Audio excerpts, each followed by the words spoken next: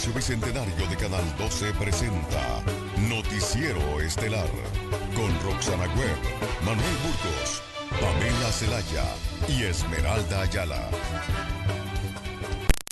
No te gusto saludarle ya en el viernes 9 de agosto de 2019. Sí. Estamos ya listos para presentarles las noticias más importantes tanto a nivel local como a nivel internacional. Todo lo que se ha generado en las últimas horas lo tenemos aquí, listo y preparado en Noticiero Hechos Emisión Estelar. Así es, muy buenas noches, qué gusto que nos acompañen la próxima hora y media las noticias más importantes de este día y rápidamente vamos con nuestros titulares. Ya hay reacciones sobre la creación de la Comisión Internacional de Corrupción en El Salvador, anunciada por el presidente Nayib Bukele. Conozca los pormenores de la visita de una comitiva de congresistas estadounidenses encabezada por Nancy Pelosi, líder de la Cámara de Representantes de esa nación.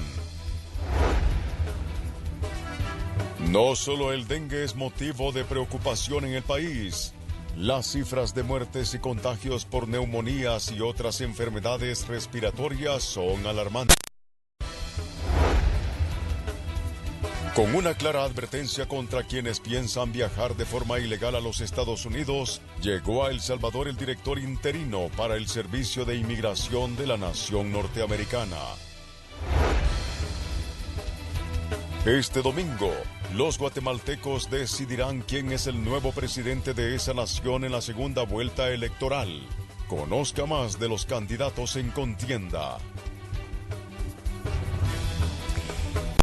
Este bloque informativo estableciendo contacto con el periodista Ernesto Cornejo. Él tiene detalles sobre la posibilidad de tener en marcha las CICIES en los próximos días.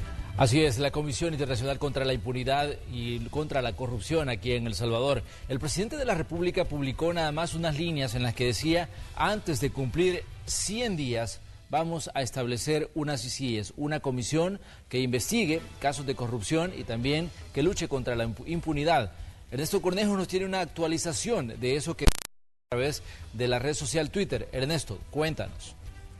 Buenas noches, compañeros en los estudios y amigos televidentes. Un placer informarles, como ustedes ya lo mencionaban, el presidente de la República, Nayib Bukele, sostuvo una reunión con una delegación de 12 representantes de diferentes, específicamente del Congreso de los Estados Unidos. Ellos se reunieron en Casa Presidencial. Lo que usted está viendo en sus pantallas es la reunión que ellos tuvieron esta tarde en ese lugar. Allí se abordaron diferentes temas. Uno de ellos y el más sobre la creación de un organismo internacional contra la impunidad y la corrupción, mejor conocido como las CICIES. Esto luego que el mandatario el día de ayer diera a conocer en su cuenta de redes sociales, específicamente en Twitter, sobre la creación de este organismo internacional antes de cumplir sus 100 días de gestión. Escuchemos parte de las declaraciones que se tuvieron por parte del presidente Nayib Bukele, como también por parte de la presidenta del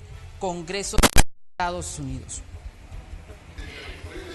Hablamos acerca de las CICIES, acerca de la Comisión Internacional para Combatir la Ida en El Salvador y su apoyo. Hablamos sobre el caso del Mozote, hablamos acerca de justicia para los crímenes que se cometieron y para la lucha contra la corrupción y cómo mejorar las condiciones en El Salvador para que la gente no tenga que salir de sus hogares e irse a Estados Unidos. Del TPS, hablamos acerca de las condiciones de los salvadoreños que viven en los Estados Unidos y en la frontera y trabajar juntos para tener los recursos, ayudar a construir los 3 pilares de nuestra relación que son la seguridad, la prosperidad y la gobernabilidad y cómo eso puede permitir que las personas puedan elegir regresar a El Salvador si quieren o quedarse en Estados Unidos si eso es lo que consideran su hogar, pero es acerca de la justicia. El mandatario destacó la labor que el gobierno de los Estados Unidos está haciendo a nuestro país y específicamente, y es que en menos de 2 meses, decía el mandatario, diferentes representantes del gobierno de los Estados Unidos han llegado a nuestro país para sostener reuniones importantes para impulsar el desarrollo económico como también el combate a la delincuencia y hablar también en términos de la migración. Escuchemos lo que él ha dicho. Creo que en estos meses hemos visto el volumen de cuál es el interés que los gobiernos de los Estados Unidos y todos sus diferentes órganos tienen en El Salvador. Es una gran oportunidad que nosotros tenemos que perseguir. De manera que si nosotros trabajamos juntos en algo que va a beneficiar a los Estados Unidos y va a beneficiar también a El Salvador, y lo hacemos de la mano. Esas son parte de las declaraciones que se dieron en la reunión que sostuvieron más de 12 representantes de diferentes comités del Congreso de los Estados Unidos que realizaron su visita a nuestro país este día viernes. Por supuesto, nosotros vamos a estar pendientes del desarrollo no solo de este tema, sino también de otros temas importantes que ellos abordaron en este encuentro. Efectivamente que estamos a la expectativa de la información que pueda surgir, Ernesto, sobre esta comisión contra la impunidad y contra la corrupción. Porque sería importante conocer, digamos, el marco, cuál va a ser el límite y el margen de maniobra que va a tener esta comisión. Cuáles van a ser los casos que podrían ser investigados y cuáles no, y cuáles, digamos, van a ser, las actuaciones, cuáles van a ser los límites y cuáles van a ser, digamos, el papel de otras instituciones como la Fiscalía General de la República en este caso. Así es que estamos pendientes de toda la información que está surgiendo en torno a este anuncio que ha hecho la administración del presidente Bukele. De momento te damos las gracias, Ernesto, por este reporte. Vamos a volver contigo en el transcurso de esta emisión porque hay surgen de este encuentro entre el presidente Bukele con esta comisión de funcionarios y de políticos estadounidenses. Así es. Gracias, Ernesto. Buenas noches. Y precisamente vamos a seguir hablando en este momento, además de los otros temas más adelante que se trataron de la visita de la delegación de los Estados Unidos acá a El Salvador. Vamos a hablar de las ICIES. Vamos a conocer las opiniones de algunos salvadoreños respecto precisamente a la instalación de esta comisión en el país y a quienes se debería perseguir. De una comisión contra la impunidad en el país es bien vista por parte de la población. Está de acuerdo para que se persiga a las personas que se aprovechan de su cargo para cometer actos de corrupción. Serían todas, más que todos los políticos. Es algo muy, no sé cómo decir, muy serio eso. Los políticos están haciendo mucho fraude, puede decir, en el país. Sí, la CICIE está bien, pero creo que deberían de apoyarlo también los salvadoreños. O sea, como sabemos, hay mucha corrupción en nuestro país, que debería de aplicarse más que todo en las instituciones públicas, porque sí se ve bastante la corrupción. Todo el tiempo debería ser eso, porque no sé por la impunidad de tanto partido político, ¿verdad? Sin mencionar ninguno en específico, cómo tapan la corrupción de los funcionarios. Es parejo porque específicamente ahorita estamos con los políticos, ¿no? Pero también deberían de ver con los policías, toda gente que está metida en corrupción hay que combatir quienes sean. Sectores sostienen que el trabajo de las ICIES viola la soberanía de los países. ¿Qué opinan estos ciudadanos?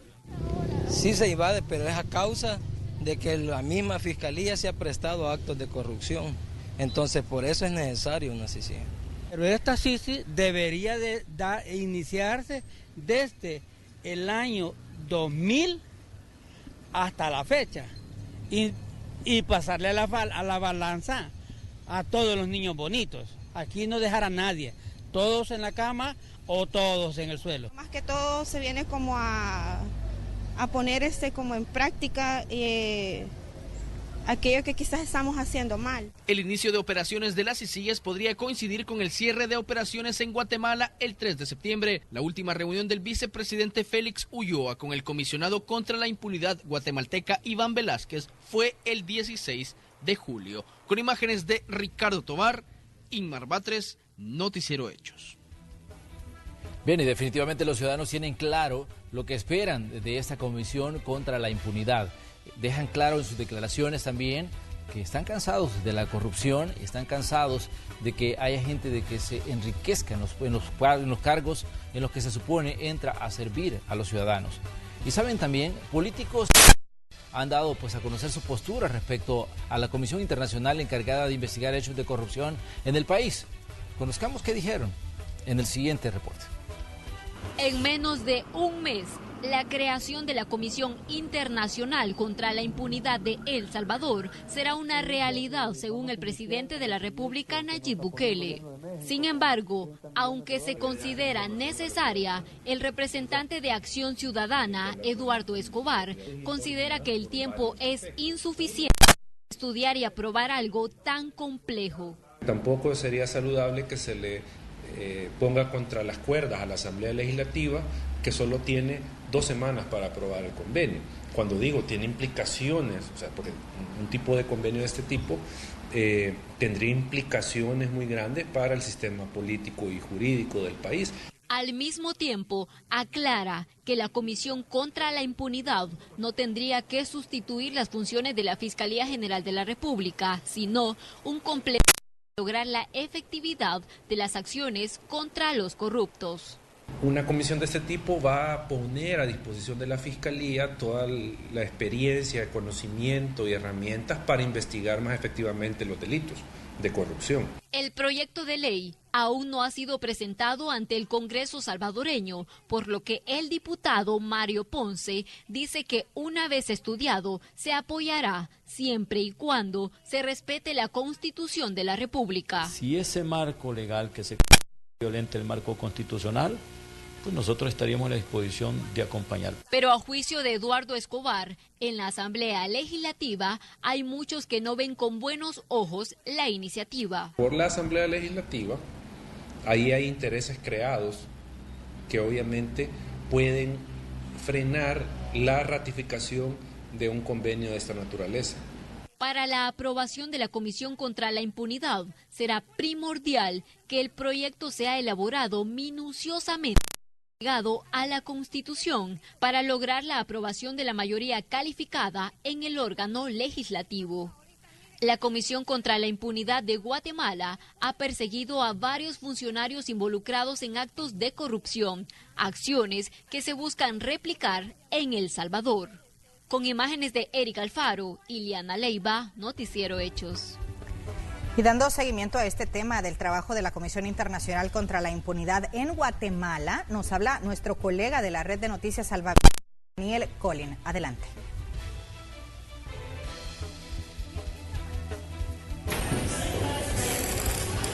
¿Qué tal, amigos de Hechos El Salvador? Les saluda Daniel Collín desde la ciudad de Guatemala.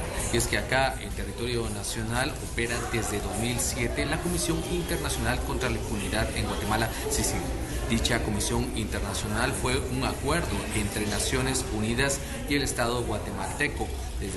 En este caso, su puesta en marcha en 2007, pues lleva a cabo 94 casos en investigación de alto impacto. Sin embargo, pues cumple sus funciones el próximo 3 de septiembre. Sin embargo, ¿cuáles son los ejes o estrategias de operación de esta comisión internacional? Pues se define en la investigación y detección de aparatos clandestinos que operan dentro de las entidades estatales. Asimismo, luego de detectarse, el segundo pilar es tratar de eliminar estas estructuras y por último eje es definir rutas y de cooperación con otras entidades como por ejemplo entidades de justicia y el Ministerio Público para evitar que este tipo de estructuras pues se incrusten en aparatos estatales. Asimismo, dentro del trabajo que se ha llevado por parte de la Comisión Internacional acá en Guatemala, pues se han definido distintas estrategias de cooperación.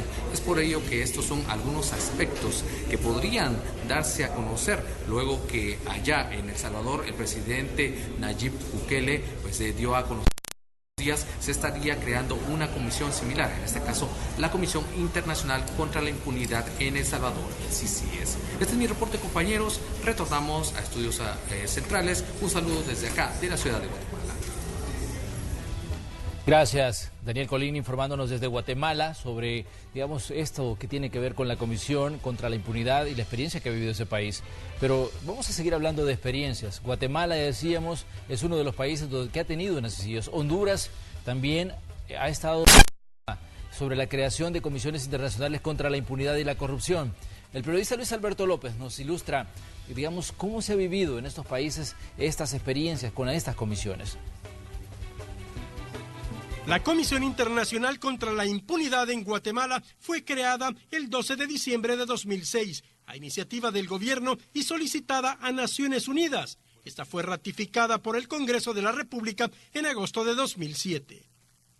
La CICIG fue establecida como un órgano independiente de carácter internacional, cuya finalidad era apoyar al Ministerio Público, la Policía Nacional Civil y otras instituciones del Estado, tanto en la investigación de los delitos cometidos por integrantes de los cuerpos ilegales de seguridad y aparatos clandestinos de seguridad.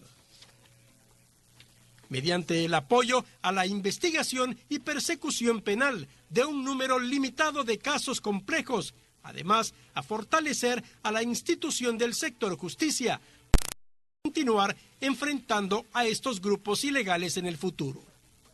Logró procesar al propio presidente Otto Molina y su vicepresidenta, así como empresarios, políticos, militares, entre otros, señalados principalmente por actos de corrupción. El actual presidente de la República, Jimmy Morales, expulsó al responsable de la CICIG y el mandato de la misión concluirá en las próximas semanas. Mientras, en Honduras también se creó pero con otra modalidad.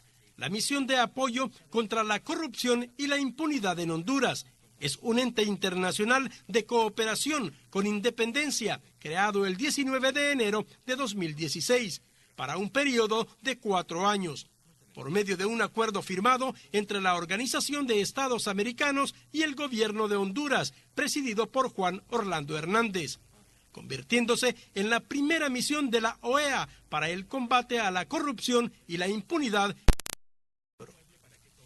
Su objetivo es mejorar el sistema de justicia de Honduras en la prevención y lucha contra la corrupción y la impunidad, mediante la colaboración activa, el asesoramiento y la supervisión y certificación de las instituciones del Estado, encargadas de combatir y prevenir la corrupción. Ha llevado a la judicialización a los principales implicados en el caso de corrupción del Seguro Social. La acusación a 5 diputados y una primera dama por actos de corrupción, entre otros. También colaboró en la promulgación de la Ley de Política Limpia y la integración de los primeros juzgados en el país para actos de corrupción. Son 2 comisiones contra la corrupción y la impunidad con modalidades diferentes que se han creado en Guatemala y Honduras. Este es un informe de Luis Alberto López para Noticiero Hechos. Y nuevamente nos enlazamos con Ernesto. Tiene los pormenores de la reunión entre congresistas estadounidenses y autoridades de gobierno. Ernesto, adelante, te escuchamos. Buenas noches nuevamente. Así es, Roxana y amigos televidentes, comentarles que esta tarde también en su recorrido que hicieron los congresistas estadounidenses en nuestro país se reunieron con representantes de la Universidad José Simeón Cañas. Nuestro compañero Luis Alberto López nos presenta más detalles en la siguiente nota. La delegación de estadounidenses vinieron a El Salvador para conocer de primera mano la problemática, principalmente las que motivan a migrar irregularmente a esa nación. Saben que tienen causas profundas, entre ellas los efectos de la guerra civil y el apoyo de gobernantes de ese tiempo y que aún se manifiestan las secuelas. Nuestro país apoyó la guerra aquí con cientos de millones de dólares. Cuando finalizó la guerra, nuestra asistencia bajó dramáticamente. Deberíamos de habernos quedado y ayudarle a este país a reconstruirse y no lo hicimos. También se mostraron en contra de una posible amnistía que deje impune casos como la masacre del Mozote o los padres jesuitas. Critican las políticas que impulsa el actual presidente estadounidense Donald Trump, entre ellas obligar a naciones del Triángulo Norte a calificarlos como países seguros para retener a migrantes ilegales. No acepto que puede ser un tercer país seguro. Pienso lo mismo para El Salvador y lo mismo para Honduras. Yo personalmente no estoy convencida de la efectividad del tercer país seguro, de la solución. Yo no considero que es una solución. Es algo que necesitamos que ver si hay la capacidad aquí en El Salvador y nosotros estamos de la opinión que va a estar muy difícil para hacer esto. De hecho, están en contra de las redadas de inmigrantes y las políticas en la frontera sur. Parte de esta hemos pronunciado nuestra oposición a la separación de familias en la frontera, pero también en instancias como la redada que se realizó ayer en el estado de Mississippi. Práctica que está siendo usada en la frontera y con las redadas no respetan la dignidad y el valor de las personas. De nuevo, necesitamos reforma integral de migración cuando completemos nuestra visita. Convencidos que al menos El Salvador está preparado para recibir masivamente a retornados, incluso los amparados en el TPS. Es que en este momento El Salvador no podría absorber a toda esa cantidad de personas que están viviendo en Estados Unidos en este momento. Y vamos a hacer una voz a nombre de aquellos que están buscando una respuesta sensible y compasión para los migrantes. Ha sido bendecido por la presencia de tantos salvadoreños, y lo digo como californiana, y nos gustaría tener reforma de migración integral para dar a la gente salvadoreña el conocimiento de que realmente nos importa y queremos trabajar con ustedes porque este es un problema para todos nosotros y es un problema que necesitamos trabajar en conjunto. Los congresistas norteamericanos reiteraron su compromiso en una reforma integral migratoria. Además, reconocieron el aporte de los centroamericanos y especialmente de los salvadoreños a la economía y a la sociedad estadounidense. Con imágenes de Ever Ábalos, Luis Alberto López, Noticiero Hechos. Esta es la información que nos había preparado nuestro compañero Luis Alberto López, pero también informarles, amigos televidentes, que los congresistas en su agenda que tuvieron en nuestro país visitaron el Centro Integrado de Justicia Penal de... Hablando de Isidro Menéndez, mejor conocido acá en nuestro país, donde pues conocieron parte del programa de atención a víctimas de violencia de género, otra de las causas que también genera la migración ilegal, han dicho los propios congresistas. Este proyecto, también mencionaban ellos, cuenta con el apoyo de la Agencia de los Estados Unidos para el Desarrollo, USAID, desde el año 2013.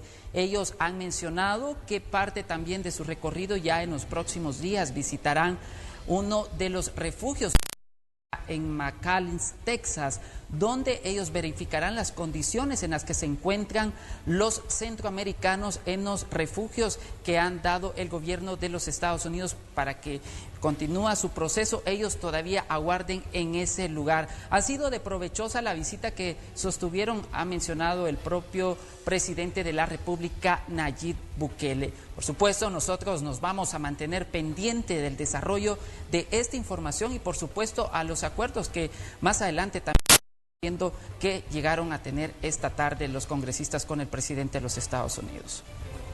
Así es, Ernesto, gracias por el reporte desde nuestra sala de redacción. Importante destacar la cantidad de políticos estadounidenses que han llegado a El Salvador a hablar sobre diferentes temas, entre estos las condiciones económicas y el otro tema que es, digamos, un tema de fondo en Estados Unidos, el tema de la migración. Vimos ahí a Nancy Pelosi dirigiéndose y hablando sobre el tema de los países seguros, el acuerdo firmado por Estados Unidos con Guatemala, y ella hablaba de que dudas respecto a que esto pueda funcionar. De hecho, el presidente Trump acusa a los demócratas, partido al que pertenece Nancy Pelosi, de decir que por eso el país sigue siendo, digamos, invadido, según lo que manejan algunos estadounidenses, por, dice, migrantes que ingresan, digamos, libremente a territorio estadounidense. Esa es la retórica que ha manejado el presidente Trump y bueno, ahí choca literalmente con las posiciones de los demócratas, que consideran que algunas de las acciones del presidente pues van en contra del mismo espíritu de Estados Unidos, que es un país de migrantes. Pero vamos a citar una frase que la dijo también otro funcionario: no intenten emigrar de forma ilegal a Estados Unidos. ¿Quién lo dijo? Y lo dijo pues porque serán arrestados y serán deportados. Esta fue la advertencia que hizo en su visita a El Salvador Matthew Albence, director interino para el Servicio de Inmigración y Control de Aduanas de la nación norteamericana, mejor conocida por sus siglas en inglés como ICE. Albence se reunió con autoridades en la Dirección de Atención al Migrante, donde abordó los esfuerzos conjuntos de Estados Unidos y El Salvador para reducir la inmigración ilegal. Y dando seguimiento a este tema, tras las redadas antiinmigrantes en el estado de Mississippi, el gobierno de México anunció que brindará ayuda a los ciudadanos afectados. Mientras abundan las críticas de diversos sectores, el presidente Trump reafirma su intención en cuanto a estos operativos. Quiero que la gente sepa que si viene a Estados Unidos ilegalmente, serán expulsados y esto servirá como un disuasivo. 107 mexicanos fueron detenidos en las redadas masivas en plantas de alimentos en Mississippi, según Marcelo Ebrard, canciller mexicano. Ante este panorama, el gobierno de México ha anunciado medidas para ayudar a los afectados. Se han desplegado 2 brigadas de apoyo a las ciudades de Basil y Jena, encabezadas por los cónsules titulares en Houston, Alicia Kerber y de Little Rock, Rodolfo Quilantán Arenas, respectivamente, con apoyo del personal consular y de la instrucción de prestar el apoyo legal y el respaldo necesario a las mexicanas y mexicanos que fueron detenidos. El Departamento de Seguridad Nacional de Estados Unidos ha enfrentado críticas de activistas por realizar el operativo en el primer día escolar de niños de trabajadores indocumentados detenidos. La agencia confirmó que varios de los detenidos han sido liberados con condiciones. Investigadores de Seguridad Nacional liberaron a uno de los padres por razones humanitarias y regresaron a ese individuo al lugar donde fueron arrestados. Similarmente, investigadores de Seguridad Nacional liberaron a 4 con menores en casa por razones humanitarias y físicamente regresaron a la persona al lugar donde él o ella fueron detenidos. Basado en estos procedimientos, se cree que todos los niños estuvieron al menos con un padre anoche. El Gobierno de Seguridad Nacional añadió que este operativo masivo es parte de varias investigaciones criminales e indicó que las pesquisas continuarán. Leonardo Feldman, Voz de América, Washington. Es momento de hacer nuestra primera pausa comercial, pero cuando regresemos, entre otras, le hablaremos de la demanda admitida por la Sala de lo Constitucional relacionada a la unión entre personas del mismo sexo. Ya volvemos.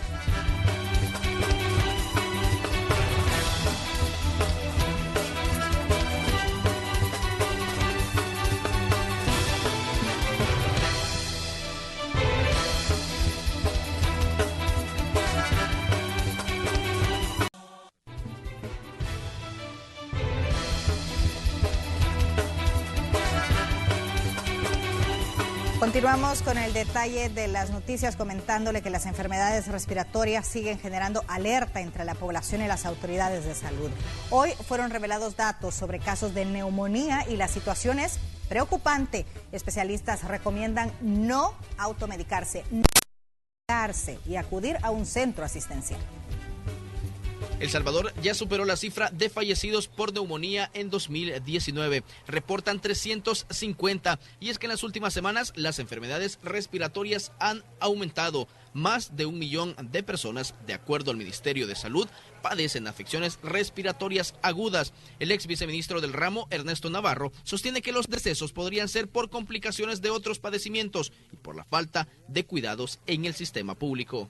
Tenemos enfermedades de base, como puede ser que sean diabéticos, alcohólicos, con leucemia, con cáncer, que tengan un VIH positivo. Esas personas son más susceptibles, entonces se les pueden complicar fácilmente y por lo tanto terminar en muertes.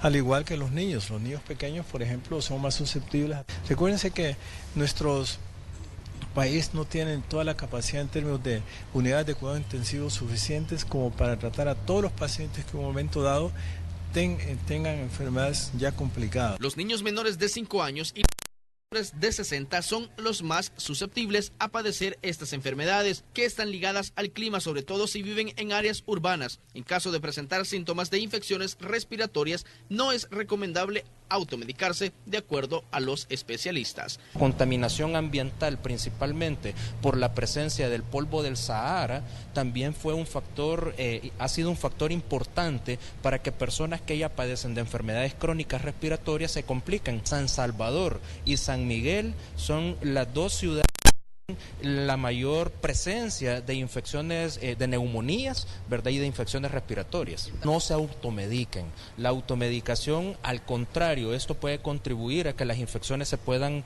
empeorar, se puedan complicar. Lo más importante de todo esto es consultar con el médico. Los datos de la semana epidemiológica 30 de este año del Ministerio de Salud arrojan que hay 4.848 casos más respecto a 2018. Todavía no se ha declarado una alerta por el aumento de pacientes con estas enfermedades. Con imágenes de Ricardo Tobar, Inmar Batres, Noticiero Hechos. Niños y adultos fueron trasladados a un centro asistencial luego de intoxicarse con un desinfectante. Conozcamos dónde y cómo ocurrieron estos hechos. Botella sí, pero yo le de un litro, así, medio sí, litro. Así, un poquito así fue lo que le bajé al bote. Porque en el campo lo usábamos para los animales, hasta para el accidente de los pollos y todo eso. Entonces... Como resultado de esta decisión, 4 menores de adultos terminaron intoxicados por creolina y fueron a parar al Hospital Nacional Sacamil. El incidente ocurrió en la colonia San Julián del municipio de Ayutuxtepeque. Nosotros como bomberos, los dedicamos exactamente a minimizar todo el mal olor que hay. Tenemos una guía de materiales peligrosos que nos indica que con tierra seca vamos a minimizar el mal olor que aún queda. No es un problema que va a generar muerte ni nada, pero que sí es un mal olor bastante fuerte. Y nos encontramos la escena de un componente químico que fue derramado en una de las aceras y eso da como resultado 4 menores de edad, ¿verdad? Con síntomas de intoxicación, donde uno de ellos pues les agarra como ataque de asma al no poder respirar porque el componente provoca eso, provoca prácticamente la obstrucción del procedimiento de respiración normal de una persona. Los socorristas de Cruz Verde llegaron al lugar y evacuaron al menos 9 familias, quienes se mostraron preocupados por los síntomas que presentaron las víctimas intoxicadas. Como a las 7 de eso de la noche, lo que echó en la acera era clorofina, no sé cómo se llama eso, creolina, lo que es creolina. Entonces eso se propagó en todo lo que es la colonia, en este sector, y los niños salieron afectados con los síntomas que da dicho contenido, ¿verdad? Se lo llevaron rápidamente para lo que es la clínica de Sacamil, creo que para ahí iban. Entonces, y como la echó bien fuerte, afectó bastante a los niños pequeños, ¿verdad? Aunque nosotros también de grandes lo sentimos también un poco mal, ¿verdad? Porque yo sentía que me ardía la garganta y algo mareada. La creolina es altamente peligrosa y sirve para limpiar y desinfectar diversos espacios propensos a desarrollar plagas de insectos, ácaros, garrapatas y pulgas. Sin embargo, la exposición de este químico puede ocasionar intoxicación en los humanos. Con imágenes de José Delgado, Nelson Quinteros, Noticiero Hechos. Y la pérdida total de la memoria en un periodo de avanzada edad genera gran impacto no solo para el paciente, sino para el entorno familiar. Más aún cuando en el país no hay una política de atención para quienes padecen de Alzheimer. Conozcamos más en el siguiente informe. Los olvidos no son parte normal del proceso de envejecimiento de las personas. En muchos casos se trata de una enfermedad llamada demencia tipo Alzheimer, que acaba con toda la memoria y se empieza a desarrollar hasta 20 años antes que aparezcan los olvidos y va en progreso. Degenera el cerebro, poco a poco va haciendo que vaya perdiendo sus capacidades, como por ejemplo va a tener falta de juicio, ¿verdad? El comportamiento se ve afectado, tanto la conducta, ¿verdad? Los olvidos cada vez son más y más frecuentes, hasta el punto que va a llegar a olvidar dónde vive, se pierde en su colonia, ¿verdad? A veces tiene hasta 50 años de vivir en la colonia y se perdió. Se le olvida quiénes son sus hijos, que se casó algún día, se le olvida que ya no es un niño, ¿verdad? Porque a veces dice me voy a ir con mi mamá o mi mamá me va a venir a traer. Entonces eso son olvidos que van progresivos y la memoria se va perdiendo a la inversa de todo lo que hemos aprendido. En El Salvador es un padecimiento casi invisibilizado por el Estado. En el año 2020 habrá casi 60,000 casos. Ha sido declarada como una epidemia desde el año 2015 por la Organización Mundial de la Salud. Muchas personas desconocen, ¿verdad?, de cómo poder sobrellevar esta situación. Principalmente en este caso los familiares, como habían mencionado anteriormente, pues no saben cómo tratar esta enfermedad, ¿verdad? Desgraciadamente no tenemos un plan nacional Alzheimer, no contamos con centros especializados. Hay centros para tratar a pacientes que solamente están envejeciendo. Y este paciente no solo está envejeciendo, no solo tiene enfermedades concomitantes, sino que también tiene pérdida de memoria. Doña María Consuelo padece de Alzheimer desde hace 7 años. Su esposo, don Víctor, también es su cuidador y se arma cada día de amor y paciencia para atenderla. Es una condición muy sacrificada cuando se hace de manera responsable. Al final de esta etapa uno está viviendo un duelo mucho más intenso, porque la enfermedad desde que inicia es un duelo para la familia y para el cuidador, más cuando existen estos lazos de esposo, esposa, hijo, hija. Bueno, esto se vuelve realmente bastante complicado para uno. Es un padecimiento que lo sobrevive el paciente, pero también lo sufren el entorno familiar. Una problemática que en la mayoría de casos está invisibilizada fuera del hogar. La paciencia y el amor. Si nosotros nos armamos con esas dos grandes virtudes, le aseguro de que vamos a padecer. Sí, no lo niego, porque uno se cansa, el cuerpo se cansa, la mente se fatiga. Hay momentos que también ya no quisiera estar en esto. Tenemos cuidadores que a partir de que empezaron a cuidar a su familiar con un tipo de demencia, resultan con derrames faciales, ¿verdad? Empiezan a tener hipertensión, se les desarrolla diabetes y van teniendo un montón de problemas para dormir igual, porque el paciente que se despierta y dice esta no es mi casa y quiere irse, y entonces entra en crisis y el familiar también entra en crisis. Al Estado salvadoreño se le ha olvidado atender a este sector de la población, que cada año va en crecimiento. Para el 2030 se calcula que habrá unos 80,000 casos de personas que no se recordarán de su nombre, ni siquiera de sus familiares. Un padecimiento irreversible que no hay cura. Con imágenes de Ever Ábalos, Luis Alberto López. Bien, un dato importante que vamos a subrayar: 80,000 personas en los próximos años que van a padecer de Alzheimer. Ese es el dato que, Luis Alberto López investigó. Una situación que urge de políticas necesarias para atender a esta población y atender también a la familia que convive con ellos. Es importante, lo decíamos hoy en otro espacio de Noticiero Hechos, decíamos lo importante de ser solidarios cuando sabemos que alguien está, en una situación cuidando a un familiar que está sufriendo de Alzheimer. Es importante de ser comprensivo y también con ellos. Hablemos ahora de temas judiciales. Continuará en prisión el proceso judicial en su contra. Wilber Isidro Orellana, de 36 años, acusado de asesinar a César Canales, vocalista de un grupo de rock.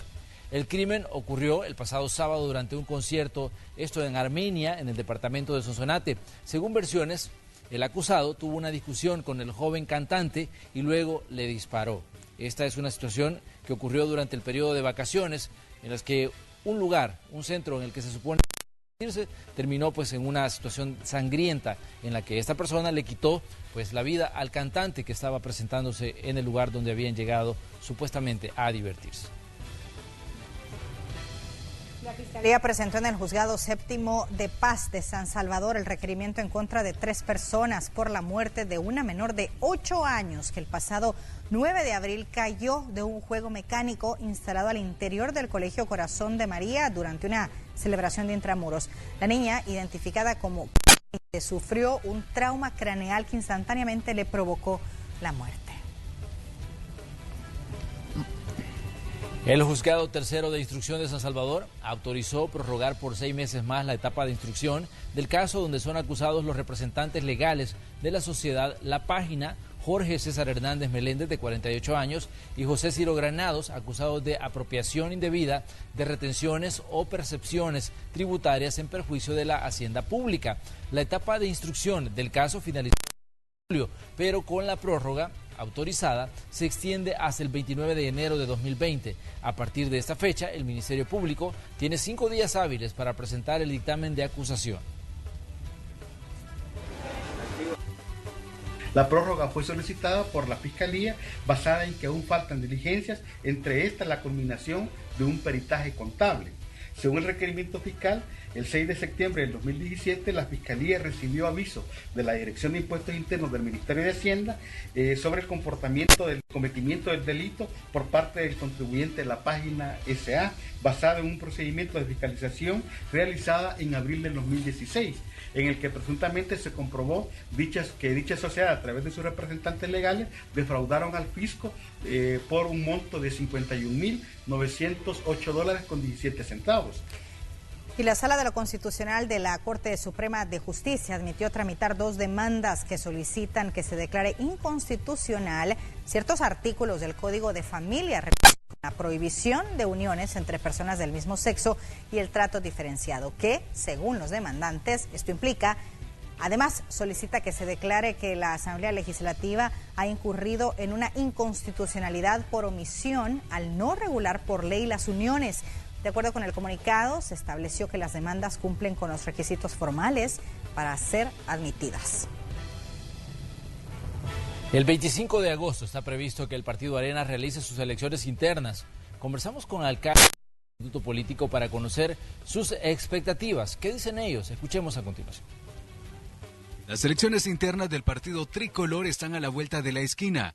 2 son los aspirantes a dirigir el Consejo Ejecutivo Nacional del COENA, Carlos Gustavo López Dawison y José Francisco Mansur Enríquez, para el periodo 2019-2022. La derrota electoral le costó el puesto a la anterior dirigencia. Es por eso que alcaldes renovación completa y unidad en el partido. Nosotros le exigimos a la cúpula del partido que hubiera unidad, creo que definitivamente se callaran esas voces que estaban tratando de destruir el partido y en efecto, gracias a Dios, el poder está en la base, el poder está en el territorio, está en los alcaldes, la cúpula nos escuchó, ya no se vio ese ataque que se estaba viviendo férreamente dentro del partido. Por el momento, Arena cuenta con 37 diputados en la Asamblea Legislativa y 139 alcaldes. Mantener o superar números en 2021 será uno de los principales retos del nuevo COENA. A juicio de los alcaldes de Soyapango y Lopango, los que resulten electos este próximo 25 de agosto deberán de trabajar de la mano con la población y demostrar un trabajo transparente. Bueno, principalmente tenemos que trabajar en buscar apoyos directos, en que el COENA esté de cerca con las municipalidades o con sus alcaldes y primeramente sanear, demostrarle a la población que el trabajo que seguimos haciendo y que va a querer hacer el nuevo COENA es de transparencia. Que obviamente pues una vez tengamos electo el nuevo COENA, lo que viene es un trabajo político fuerte para el partido, para recuperarnos. Aunque públicamente no se reconoce una división interna, las decisiones separadas en los temas de país dejan al descubierto que no todos piensan igual al interior del principal partido de oposición. Disensos que en muchas ocasiones quedan plasmados en redes sociales. Bueno, por supuesto tenemos 2 candidatos a la presidencia de nuestro partido, Mansur y Gustavo López, en el cual cada uno de los que ya estamos afiliados vamos a ir a ejercer nuestro voto. Quiero decirte que en esta ocasión nadie nos ha dicho por quién ir a votar. Los afiliados van a ir a votar lo que ellos consideren. La carencia de liderazgo, los sonados casos de corrupción y la división interna son algunas de las causas del por qué Arena no ha regresado al poder. Nelson Quinteros, Noticiero Hechos. Y a propósito, la Comisión Electoral Nacional del Partido Arena anunció que este sábado inician las jornadas informativas para promover entre sus afiliados a las dos planillas que participarán en la elección interna del nuevo COENA. Las giras se realizarán en dos partes, se iniciarán en el oriente del país fin de semana. Y así vamos nuevamente a la pausa, ya volvemos.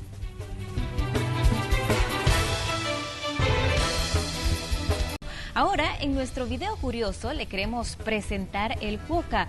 Es una especie de marsupial que mide tan solo 60 centímetros de largo y se ha ganado el título del animal más feliz del mundo por su carácter amigable y también por una carita que parece siempre estar sonriendo. Y saben, también es bastante hermoso este animal porque es originario de Australia y se puede encontrar en unas islas pequeñas de la costa donde fueron un explorador holandés quien al principio pensó que se trataba de ratas gigantes por su aspecto, pero bueno, al final se dio cuenta que no fue así. Y bueno, este adorable marsupial se encuentra en peligro de extinción. Hay que mencionar eso porque aparece en la lista roja de la Unión Internacional para la Conservación de la Naturaleza como especie vulnerable, siendo sus principales depredadores los zorros y los dingos.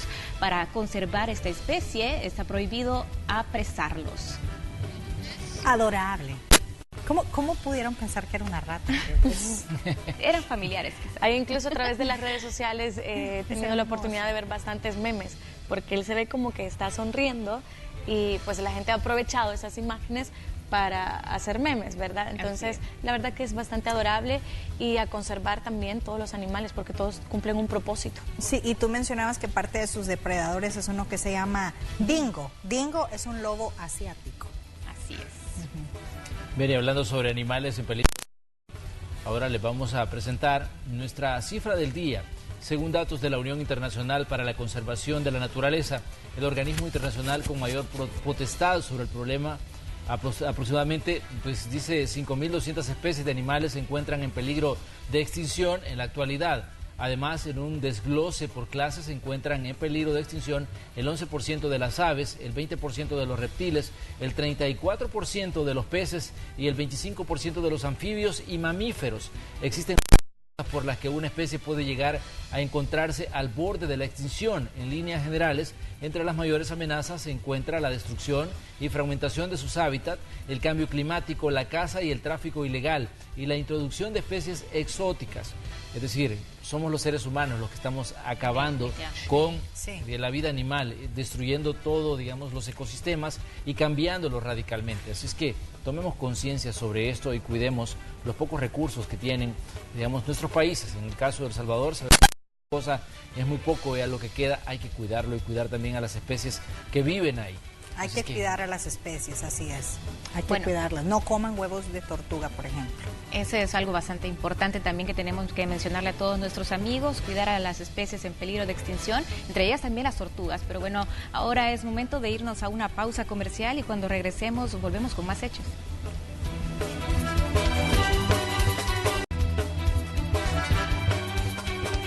Venezuela y Bolivia no han cooperado lo suficiente en la lucha contra el narcotráfico. El gobierno de los Estados Unidos la lista negra de las naciones de tránsito y producción de sustancias ilícitas. Este documento, enviado por el presidente Donald Trump al secretario de Estado Mike Pompeo, detalla la lista de lo que la administración considera son los principales países de tránsito y producción de drogas ilícitas. Deben luchar contra el tráfico ilícito de drogas, deben luchar contra las drogas que atraviesan sus territorios y hacia Estados Unidos, y si no lo hacen mejor, Estados Unidos va a poner penalidades o sanciones. El documento resalta que Bolivia y Venezuela han fallado demostrablemente en cumplir los acuerdos internacionales de lucha contra las drogas. A pesar de las repercusiones que esto pueda tener, Fernando Cotts afirma que no se espera que estos dos países impulsen fuertes estrategias de lucha contra la droga. No debería ser una sorpresa para Bolivia y Venezuela, no debería ser una sorpresa para el Congreso y honestamente a corto plazo no va a cambiar nada, porque es sucediendo desde hace mucho tiempo. Aunque México no estuvo en la misma posición de Bolivia y Venezuela, también estuvo puesto en la lista con la advertencia de ser reprobado si no aumenta sus esfuerzos, especialmente para frenar la producción y distribución de heroína y fentanilo. Yasmín López, Voz de América, Washington. La inflación en Venezuela alcanzó la cifra del 1.579% en el último año, la más alta del mundo, según la Asamblea Nacional. El costo de la vida ha provocado que la mayoría de los ciudadanos destine su dinero solo a comprar comida.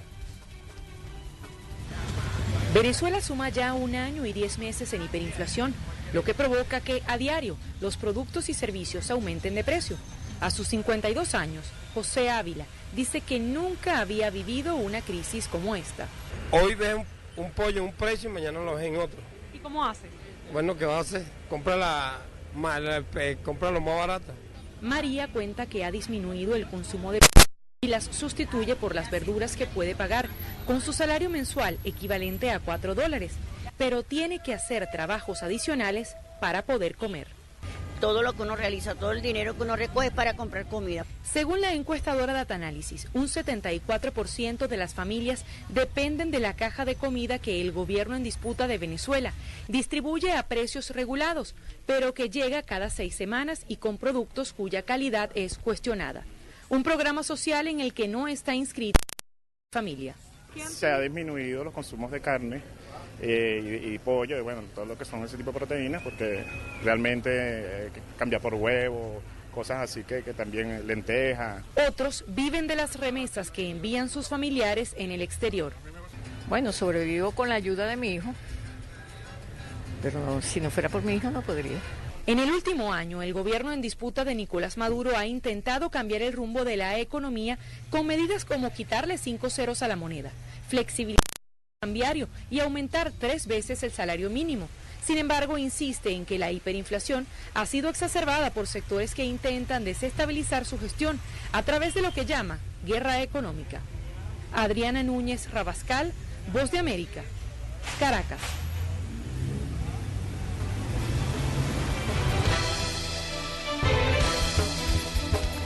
Y Guatemala se prepara para la segunda vuelta electoral entre Sandra Torres y Alejandro Yamatei. Guatemaltecos acudirán este domingo a las urnas para elegir en segunda vuelta al nuevo presidente y vicepresidente. 2 son los candidatos que disputarán voto a voto la preferencia de los ciudadanos. Sandra Torres, de Unidad Nacional de la Esperanza, que actualmente figura como el principal partido de oposición, y Alejandro Yamatei, del Partido Conservador de reciente creación, Vamos. Torres le apuesta a los programas sociales y, de ganar, sería la primera mujer en ocupar la presidencia en Guatemala. Quiero priorizar a las madres solteras. Quiero priorizar a las viudas, a los adultos mayores. Yamatei, por su parte, se ha postulado a la presidencia en 3 ocasiones anteriores y ofrece atraer más inversión y promover las exportaciones. Vamos a trabajar de la mano con el campesino para que podamos, a través del Fondo de Garantía de Desarrollo Rural, poder levantar la productividad. La primera vuelta cerró con un 60.3% de participación y el analista político Emilio Ruiz advierte que es usual que esa cifra disminuya en una segunda vuelta. Que es normal, considerando que ya muchas personas están compitiendo. Y una de las tareas que tiene que realizar el Tribunal Supremo Electoral es, al momento en el que se termine el escrutinio, ir publicando la digitalización de los datos y no fallar como las otras veces. La recomendación del experto se da tras la captura del exdirector de informática del Tribunal Supremo Electoral, Gustavo Castillo, por un error en la contabilización de los datos en la primera vuelta electoral. Ligia Toledo, Voz de América, Guatemala. Temores migratorios, la pobreza y la corrupción son el telón de fondo de la segunda vuelta de las elecciones presidenciales del domingo en Guatemala. La mayoría de la gente en pueblos agrícolas guatemaltecos como San Martín, Jilotepeque, tiene 1 o 2 parientes que viven en los Estados Unidos, lo que les da simpatía por la difícil situación de los migrantes. Pero ahora temen una afluencia de inmigrantes después de que el presidente Jimmy Morales firmó el 6 de julio un pacto con Estados Unidos que obligaría a los migrantes, en su mayoría salvadoreños y hondureños, a solicitar asilo si cruzan el país antes de llegar a la frontera con Estados Unidos. Estos temores migratorios, la pobreza y la corrupción son el telón de fondo de la segunda vuelta de las elecciones presidenciales del domingo en Guatemala, con el conservador Alejandro Yamatei con una modesta ventaja según los sondeos sobre la ex primera dama Sandra Torres. Héctor Hernández, el alcalde de San Martín Jilotepeque, habló recientemente con los residentes de una docena de barrios del municipio por medio de un altavoz, diciéndoles que no alquilen habitaciones a extranjeros. Ellos quieren vivir y entrar aquí, ya vienen muchos nicaragüenses, ya vienen muchos salvadoreños y se están regando por esta parte. Hernández argumentó que los extranjeros no vienen a escapar de la pobreza, sino a robar y extorsionar dinero. San Martín Jilotepeque, al igual que otras ciudades de Guatemala, depende en gran medida de las remesas, el dinero que envían a sus hogares que viven en Estados Unidos. Vamos de nuevo a la pausa, ya volvemos.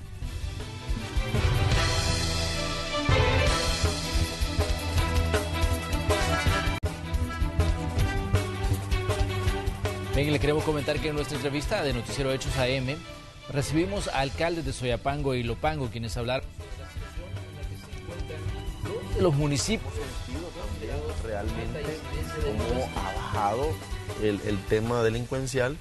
El impacto del Plan Control Territorial impulsado desde el gobierno central se percibe en aquellos municipios catalogados como debido a la ola de violencia que imperó durante los últimos años, sostienen los ediles Adán Perdomo y Juan Pablo Álvarez, alcaldes de Ilopango y Soyapango, respectivamente. Nosotros éramos, al llegar a la administración, éramos el número 2 con más homicidios.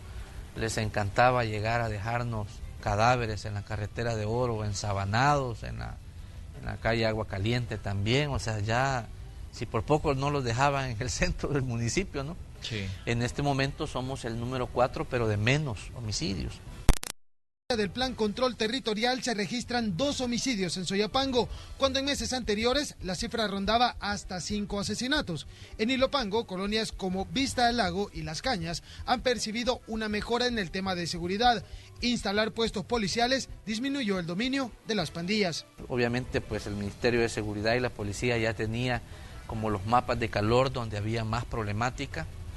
Y fíjate de que en realidad con el solo hecho de que haya presencia, el crimen disminuye considerablemente. Y hemos podido conocer policías, militares que han estado patrullando en todo el área del municipio de Ilopango, no solo en estas áreas donde está la fuerza, como dicen. Ambos ediles piden ser incluidos en los planes de seguridad para unir esfuerzos y revitalizar espacios que fueron excluidos históricamente.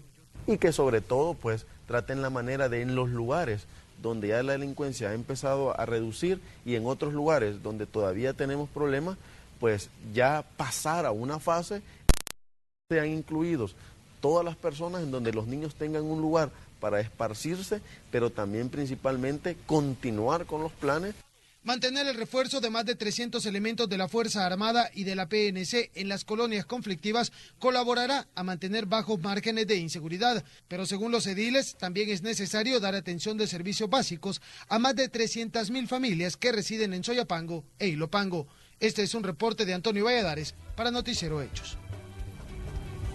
Bien, ahí teníamos la Perdomo y Juan Pablo Álvarez, alcaldes de los municipios de Ilopango y de Soyapango, ellos dando su punto de vista sobre el plan de control territorial y cómo ha impactado en la situación de sus municipios. Ellos decían que se ha disminuido considerablemente el accionar de las pandillas, pero decían que esto debe ser acompañado y debe ser permanente, es decir, debe ser sostenible en el tiempo. De momento ellos dicen que están optimistas con lo que ha venido ocurriendo desde el lanzamiento del plan control territorial el pasado 20 de junio. En otras noticias les contamos que un hombre identificado como Víctor Renderos Lobos, de 25 años, fue asesinado en el cantón Joya Ventura del municipio de San Jorge, en el departamento de San Miguel. Según las investigaciones, la víctima fue sacada de su vivienda por 5 sujetos. Sus familiares aseguran que no tenía vínculos ni tenía problemas con nadie. Y Roberto Carlos Martínez, de 37 años, fue capturado acusado de amenazas y expresiones de violencia contra. Según la policía, el detenido, en estado de ebriedad, amenazó de muerte a la mesera de una cervecería en el cantón El Nance de Pasaquina, en La Unión. La víctima también habría sido agredida físicamente por este sujeto. Y acusados de homicidio agravado fueron detenidos en Usulután José Zelaya Ramos, alias Infierno, y Félix Ábalos Herrera, alias Tiniebla. Ambos también enfrentan cargos por organizaciones terroristas. En el lugar, 3 mujeres acusadas de ser colaboradoras de estructuras criminales.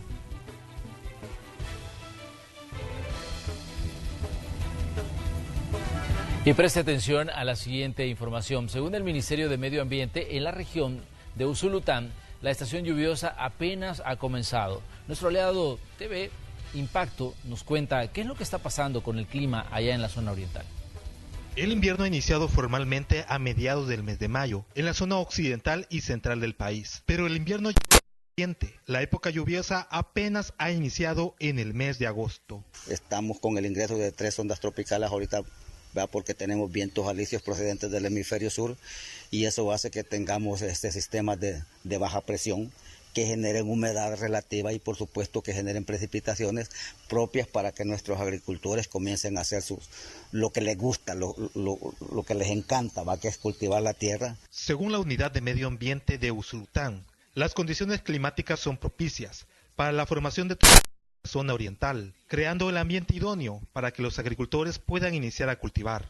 Ya terminó el fenómeno, estamos ya en el invierno regular que se puede sembrar.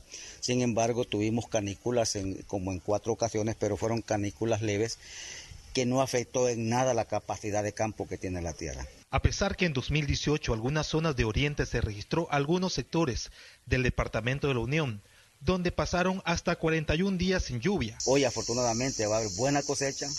Dios, en este invierno sí hubieron canículas, pero repito, fueron leves, que no afectó en nada a la producción de nuestros agricultores. Informó para Impacto Noticias, Alberto Portillo. Otras noticias a continuación. El conductor de este vehículo resultó lesionado luego de chocar contra un árbol en el kilómetro 26 de la carretera panamericana en el sentido que de Santa Ana conduce a San Salvador. Se presume que se durmió al volante. Otro accidente de tránsito en el kilómetro 11 de la carretera de Oro, donde un cabezal impactó contra un microbús de la ruta 140 que hace su recorrido desde San Martín hasta San Salvador. El percance no dejó lesionados. Un sismo de 4.8 grados se registró a las 11 de la mañana con 4 minutos. Tuvo su epicentro frente a la Costa de la Libertad, a 42 kilómetros al sur de la playa El Sunsal. Por el movimiento no se reportaron víctimas ni daños. Acusados de uso fueron detenidos en la colonia San Gerardo de Sonsonate César Ovidio Rodríguez Erazo, de 21 años, alias Chele, René Amílcar Cibrián, de 18, y Marilyn Michel, también de 18 años.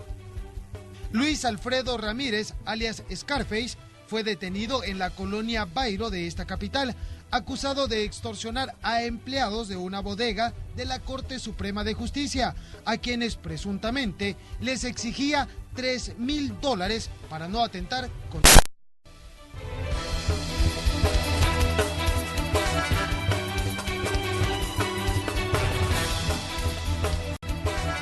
Es momento de conocer la actividad deportiva en Noticiero Hechos, y quiero comentarles que este fin de semana se viene la jornada 3 de la Apertura 2019. Vamos a conocer la previa completa.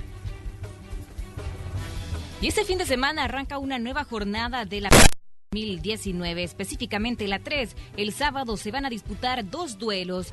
A las 3:30 de la tarde en el estadio Juan Francisco Barraza, Club Deportivo Águila se enfrentará a Once Deportivo, y los precios en taquilla son 3, 8, 10, 15 y $18, mientras que a las 4 de la tarde el Isidro Metapán recibirá la visita del vencedor en el estadio Jorge Calero Suárez. Los precios para este duelo son 3, 6 y $10. Finalmente el domingo se disputarán el resto de compromisos. A las 3 de la tarde el Municipal a la visita del Jocoro Fútbol Club, un partido que se disputará en el estadio Ramón Flores Berrío, y los precios en taquilla son 5 y $10, mientras que a las 3:15 de la tarde FAS visitará al Independiente en el estadio Giboa de San Vicente. El precio único para este duelo es de $5. Y a las 3:30 de la tarde, Alianza Fútbol Club se enfrentará a Chalatenango en el estadio Cuscatlán, con precios de 4, 5, 8, 12 y 15 dólares. Y finalmente a las 4 de la tarde, Sonsonate y Santa Tecla se enfrentarán en el estadio con precios de 4 y 6 dólares. Y es momento de conocer la actividad de los Juegos Panamericanos, específicamente de la delegación salvadoreña. Bueno, ya tenemos la segunda medalla panamericana y a continuación les comentamos quién la consiguió.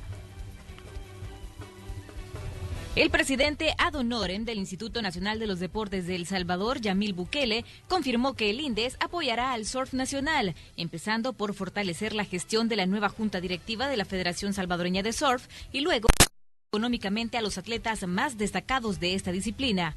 Prueba de ello es que esta mañana el presidente ad honorem del INDES entregó al surfista Brian Pérez un estímulo deportivo de $2.500 por la medalla de bronce lograda recientemente en los Juegos Panamericanos de Lima 2019. Yamil también detalló que gracias al apoyo del INDES, Brian participará en los World Surfing Games, evento a realizarse próximamente en Japón y organizado por la International Surfing Association. Saliendo de este evento, el surfista salvadoreño viajará a Indonesia para en un nuevo evento de surf que le permitirá acumular puntos para clasificar a los Juegos Olímpicos de Tokio 2020. En una nueva jornada para la delegación salvadoreña de los Juegos Panamericanos de Lima 2019 dio buenos frutos, porque Roberto Hernández de tiro con arco disputó una nueva ronda eliminatoria. En los octavos de final se enfrentó al brasileño Bruno Conrado. El salvadoreño venció en la prueba con una puntuación de 148 a 143 y avanzó a las semifinales que se disputaron este viernes, en donde el salvadoreño mexicano Rodolfo González, a quien derrotó 146 a 145 para avanzar a la final de tiro con arco compuesto. En la última fase se enfrentará a Braden Gellington, buscando el oro panamericano. Por otra parte, en la disciplina de vela, en una jornada decisiva en la modalidad de láser, el salvadoreño Enrique Aratón ganó la última regata que se realizó en la bahía de Paracas. Este resultado no solo le permitió a Aratón estar entre los mejores en Lima, sino también clasificación a los Juegos Olímpicos de Tokio 2020, convirtiéndose oficialmente en el primer clasificado de la delegación salvadoreña. Y este sábado a las 8 de la noche con 26 minutos hora de El Salvador, en la disciplina de natación, el salvadoreño Marcelo Acosta competirá en los 1.500 metros libres, una de las pruebas que domina a la perfección. Y es que esta es la especialidad del salvadoreño, que en el año 2016 tuvo una destacada participación en los Juegos Olímpicos de Río de Janeiro, al mejorar su marca personal, récord centroamericano. Llegamos al final de esta entrega de Hechos Estelar. Le agradecemos a usted habernos acompañado esta semana y gracias por permitirnos llegar a su casa a contarle las noticias. Les esperamos el día lunes con más información. Feliz noche. Descanse, feliz fin de semana. Feliz noche.